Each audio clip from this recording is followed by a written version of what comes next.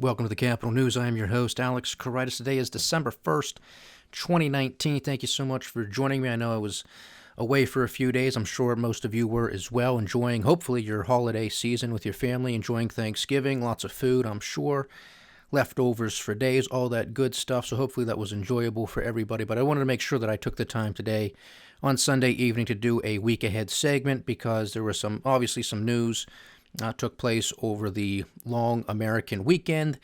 And of course, we are probably going to have a very busy week ahead, starting with some of the economic data. And bear with me here because I have an economic calendar on my phone. I want to scroll through this because we are starting to get a wave of economic data. This being the first week of the new month. It's already December, the end of 2019, only a few weeks away, and it's going to be ringing in the new year of 2020, if you can believe it already. And all of the hysteria that's going to take place next year, especially in the midst of this impeachment inquiry. We're going to talk about that a little bit further. And then, of course, the 2020 presidential election. But a lot of other things that remain in the background, but I think they're really going to start making their way to the foreground in the very near future. So bear with me again. I'm on my phone scrolling through some of these economic numbers that are coming through. A lot of PMI numbers, that are coming through. We're also going to see a lot of other things here in the United States. With a lot of the employment data that's going to be heavily watched at the end of the week. But to South Korea first, we have major declines in exports year over year, declining 14.3%. Declining 14.3%, folks. That's huge. Imports also missing expectations and plummeting negative 13%. So there is no rebalancing that has been taking place here. This is further deterioration in the Korean market. And remember, as far as I'm concerned, and this is basically true with a lot of other macroeconomists and people who look at who trade the markets or invest in the markets from a macro perspective, you'll look at Korea because it is a major exporting nation. It's very much heavily involved with the electronics industry, the automotive sector as well. We know the global automotive sector is basically in contraction, is in recession, and there's really no signs of abating. And in fact, I believe it's going to get much worse as we progress through 2020. It's just the hard data. It's just the reality of the matter. But Korea tends to be a good leading indicator, and nothing is slowing down here, folks. In fact, again, on exports and imports, this was worse than was expected. Now, we got a lot of things that came over earlier today and this evening in Australia. Manufacturing PMI, we have 48.1. This is down from 51.6. Remember, 50 is that break-even number. If you're above 50, it's expansion. If it's below 50, it's contraction. This is the lowest number it has been on record since they have been keeping track in Australia, only going back a few years. But again, that number is 48.1. So again, further deterioration, indicating contraction in the manufacturing sector within Australia. Not good, folks. Not good. We have, let's see here. We have a positive number here for Japan. We have capital spending year over year for the third quarter up 7.1%. So that is something that is going to be viewed as a net positive for Japan, as it should be. And I do believe the last I checked, the Nikkei, the Japanese stock market, is up about 1%. So obviously rallying on the back of some of that news. We have Indonesian manufacturing PMI down at 48.2. However, this is a slight increase from the previous month of 47.7. However, still in contraction. Same thing is the case with Japanese manufacturing, 48.9, slightly higher than last month at 48.4, but still in contraction. Malaysia, same thing, 49.5, slightly higher than last month at 49.3, still in contraction. Philippine market manufacturing PMI, down at 51.4 from 52.1 in the previous month, still showing expansion but at a slower rate. Taiwan manufacturing PMI, flat month over month at 49.8, in contraction. Thailand market manufacturing PMI, slowing down, 49.3, in contraction. Vietnam manufacturing is at 51, 1 point higher than last month. Now, folks, you have to understand, all of these Asian economies, these are excellent proxies for global trade in how the Chinese market is likely operating, because the biggest trading partner with these countries is China. You got 1.4 billion people. You have a growing economy, although I have some thoughts on that, as you know. These are the proxies. These things are slowing down or remaining stagnant. This is not good news, folks. Yet the stock markets around the world, they don't care. They don't care until they do. And again, I wish I could give you a time, date, place as to when this thing is going to collapse so you can sell short or at least get out of your long positions and protect yourself. I don't know. That's why I tell you to stay diversified and stay vigilant. I'm doing my best here, but when you have tricksters and fraudsters running the show at the Federal Reserve, in the White House, at the ECB, in British Parliament, everywhere around the world, I'm one person. You're one individual. That's it. We are very, very small fish in a very, very large ocean. So, if the markets were behaving the way that they should, meaning that they are seeking out price discovery, because that's how markets are supposed to operate, then I imagine that the markets would have found reality a long time ago, and we would be a lot lower on the stock market. Bond prices would be a lot lower, meaning yields and interest rates would be a lot higher, which is the natural progression of things. This would be wiping out malinvestment. This would be basically liquidating all of the zombie companies that are out there, or at least a significant portion of them, which is exactly what needs to happen. There needs to be a correction. It's called a correction for a reason. Corrections are good things. It's not that they're bad. Now, of course, like the analogy I like to give is if you're writing a paper and you're sending it up and you have a rough draft and you take it up to your professor and they take their red pen and they mark it up. Nobody likes to see a whole bunch of red ink. But guess what? You didn't get graded on that. That's a rough draft. Now you have a chance to go back and make the correction so you do better the next time when it's actually graded. That's a good thing. That's called a correction. That's what this is in finance and economics. The problem is it's political. The problem is we have no leaders anywhere on the face of this planet. Nowhere. Nowhere to be found. The only people that are showing any type of leadership are the people who are taking to the streets all around the world in some of the poorest countries on the face of this planet. Those people are the leaders of this world. Not our politicians, not our president, not Jay Powell and members of the central banks. No, none of our politicians, none of our elected leaders, none of them who are appointed. There's no leadership. There's no truth-telling. This is fraud. These are the tricksters doing their things. This is a complete sham. This is a complete abuse of the system. But guess what? That is the system. The system is a fraud. The system is predicated on abuse. That's what it is. And who's bearing the brunt of all of this? Well, the middle class and the lower class. And I don't like class warfare here on the Capital News. You have been with me for a while, know this and understand this. But guess what? That's exactly what's taking place. You want to talk about wealth inequality? Well, then you have to understand what's going on with the Federal Reserve. You have to understand what's going on at the fiscal level at Congress, okay, and the federal government. You have to understand these things. That's why I always say here, abolish the Federal Reserve and abolish the federal income tax. You want to start solving problems? That's what you have to tackle first. Otherwise, you're going to be back here in the next election cycle, in the next election cycle, and the next and the next and the next. It's never going to stop. When are people going to start to wake up?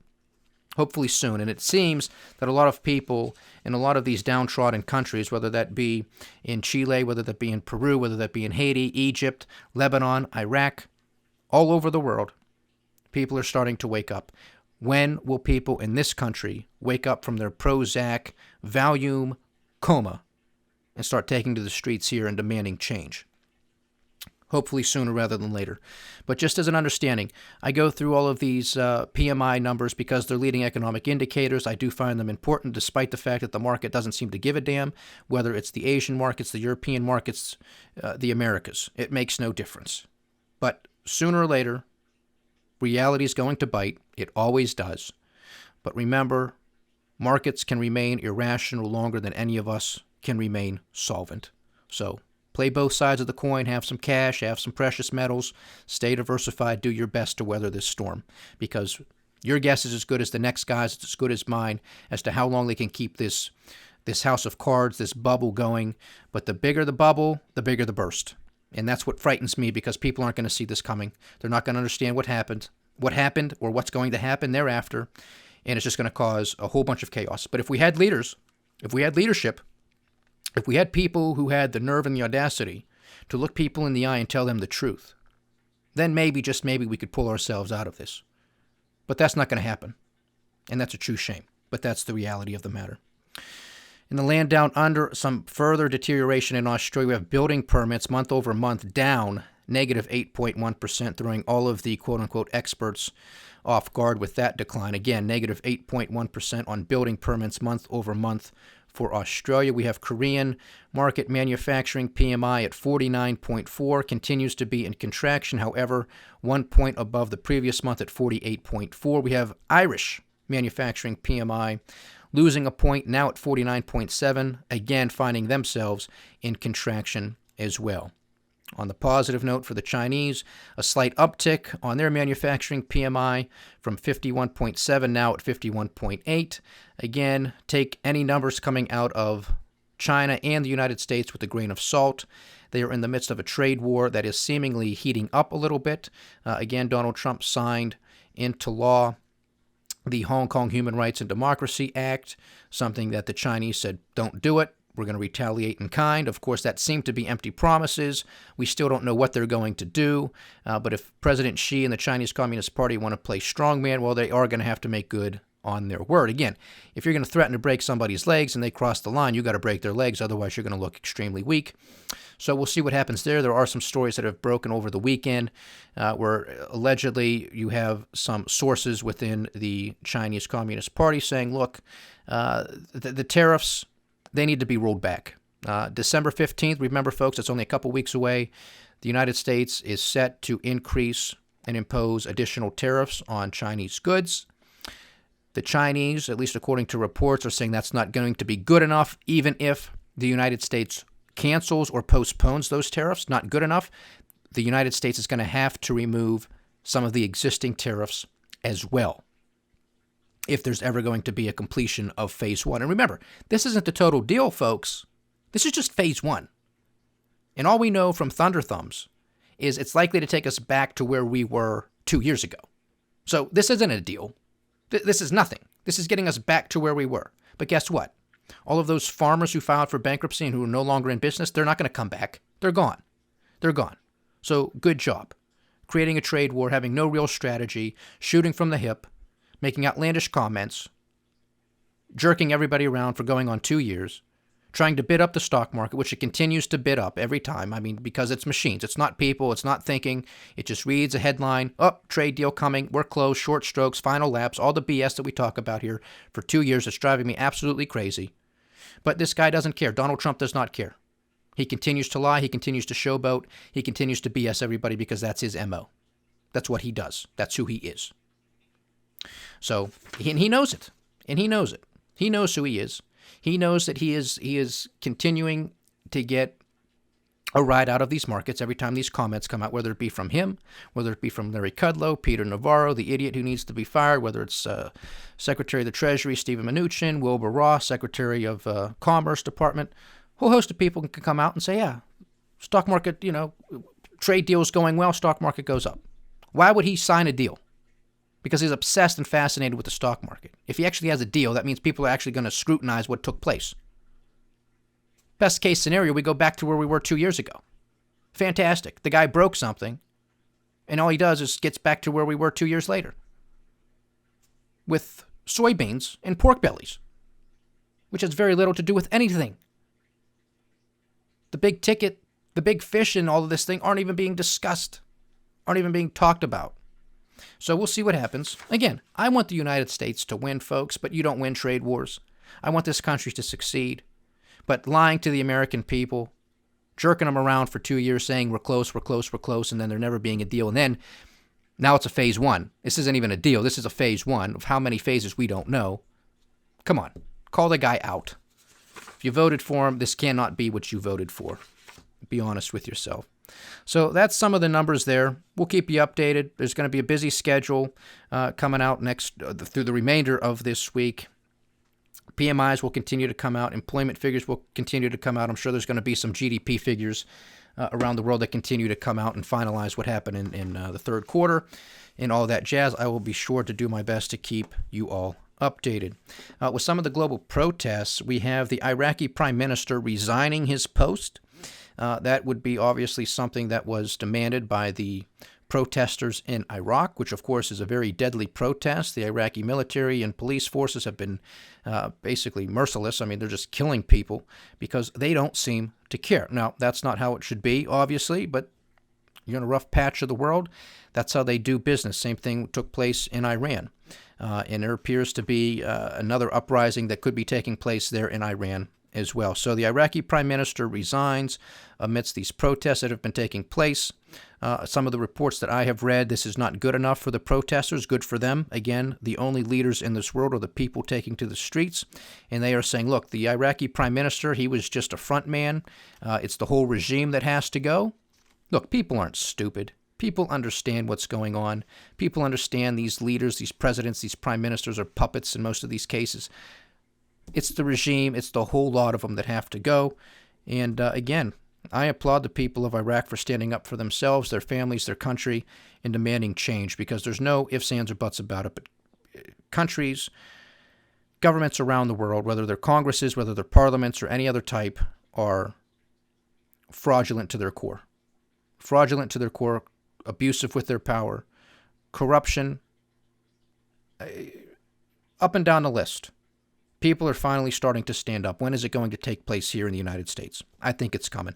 We also have some marches taking place in Mexico. So now it's getting a lot closer to home, folks, which I told you it was going to happen.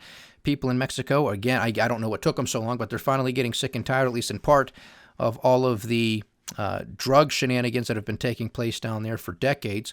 Now they're finally getting the courage to start marching in the street. Hopefully this can affect change. We've had Donald Trump make note that we're going to be classifying Mexican drug cartels as terrorist groups. Of course, there was some pushback from the Mexican government on this because they don't want the United States to use this as an excuse to invade Mexico. So it's going to be very interesting to see what happens here. Of course, we could send the United States military into Mexico. I'm not advocating this by any measure, but we could do it and we could wipe out these cartels probably within a month. Now, they're heavily armed. They got a lot of intelligence. They got a lot of equipment. And why wouldn't they? They have billions and billions of dollars. They want to protect that the best of their ability, and they do. But nevertheless, you send the United States Marine Corps down there, they'd wipe them out in a couple weeks. I mean, that's just the honest truth of the matter. If there really was a war on drugs, that's what we would have done decades ago. But we don't. And, somewhat on the other side, somewhat would be a little bit shocking to people to probably understand this. If we did eradicate the drug cartels, which would be obviously a good thing, but if we did that, kiss your stock market, your pension, and all that stuff goodbye. You want to know where all that money goes? It goes to the U.S. banking system or other banks around the world. So many banks right now are caught up in money laundering schemes and scandals, it's not even funny. Where do you think all that money comes from? It comes from drugs. That's where most of it comes from. That, illegal arms sales, sex trafficking, human trafficking, all that stuff. Well, guess who's involved in all of that? Drug cartels. Drug cartels are. So, hey, I'm all for wiping these people up, but guess what's going to happen to the financial system? It's going to go bye-bye, see you later, because that's where all the money comes from. They got billions and billions of dollars in cash. You don't have it. You're living paycheck to paycheck. Okay? That's the vast majority of Americans. You got people living on the streets who work, by the way, who have a job, but they got to live in a tent.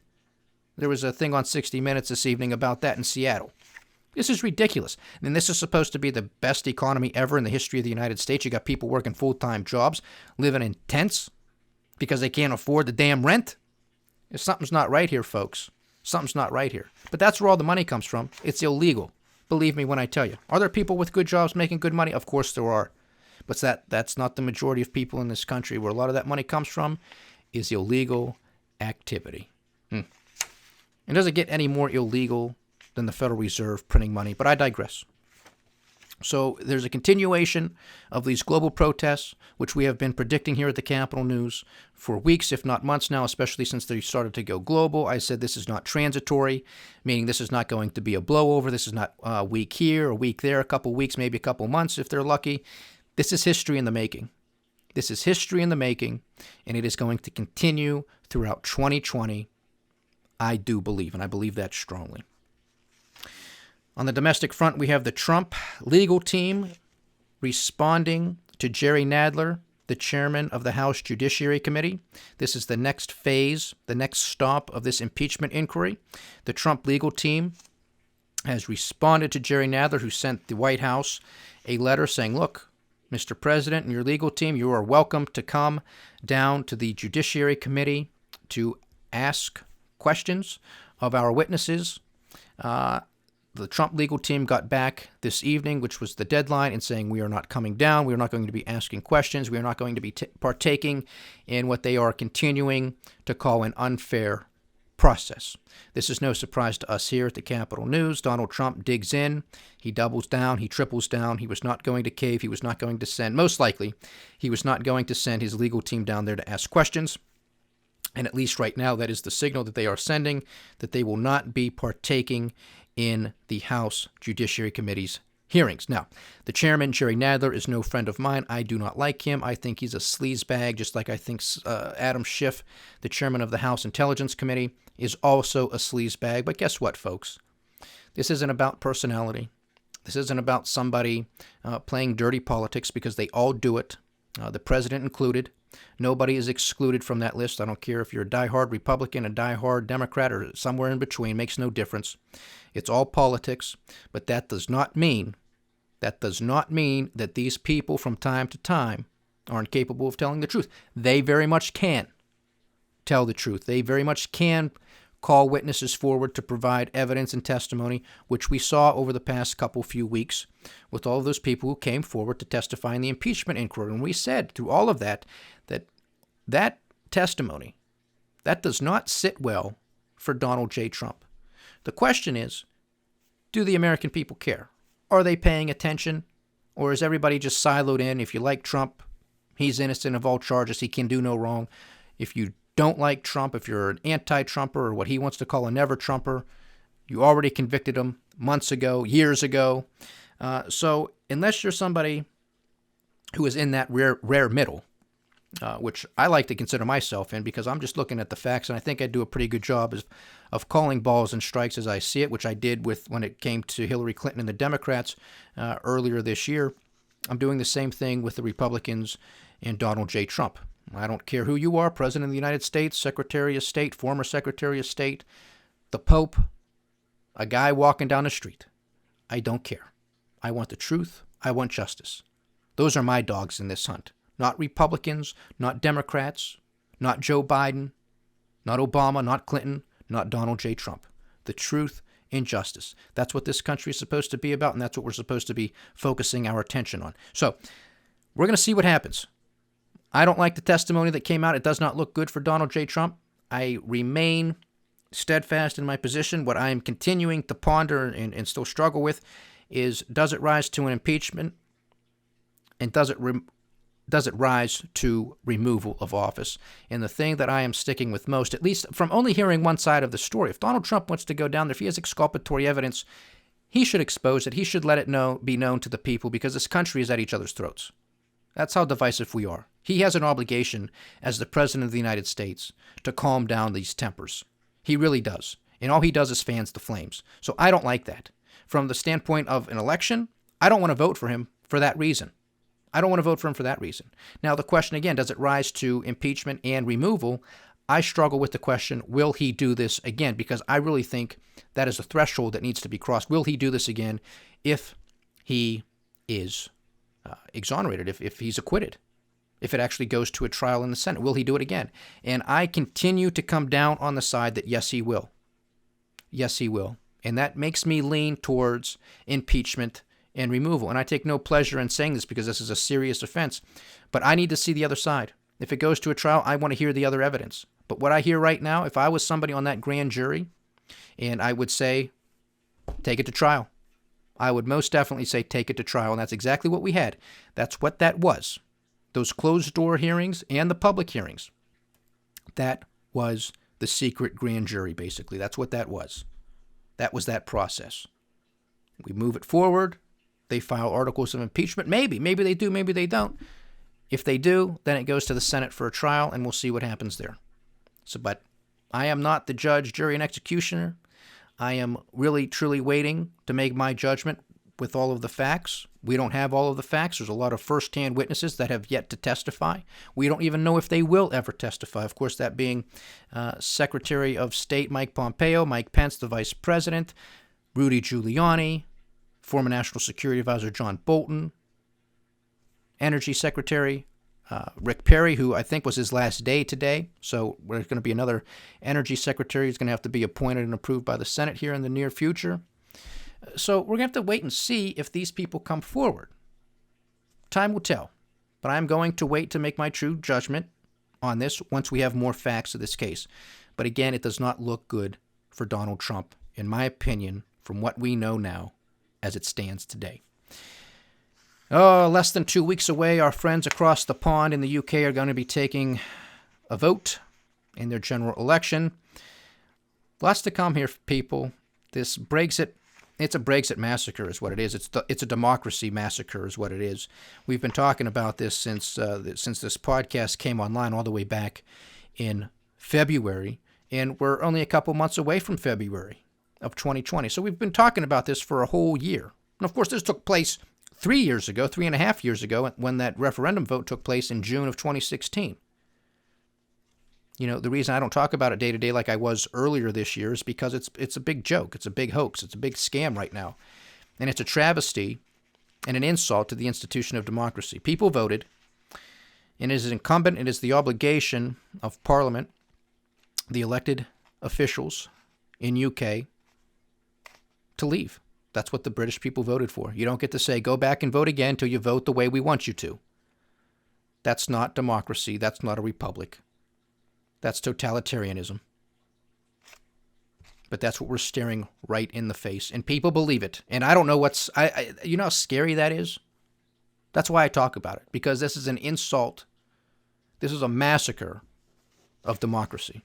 That's why I focus on it. But we'll see what happens. Prime Minister Boris Johnson is expected to win. We'll see how big of a mandate he gets from the British people. Of course, if it's very close in the election, well, then buckle up. 2020 is going to be extremely difficult, and we'll probably be back here again in 2020 talking about the same thing. Can't make it up, but that's what it is. Global economic data. Global protests continue. China-U.S. trade war, I think, is going to heat up a little bit before year end. And the impeachment inquiry continues. That's the week ahead, and most likely that's months ahead as well. Thank you so much for joining me today. Please like, share, subscribe, get the word out, leave your comments. We do love hearing from you. Stay diversified, stay vigilant, and stay with the Capital News. I am Alex Karitis. Godspeed.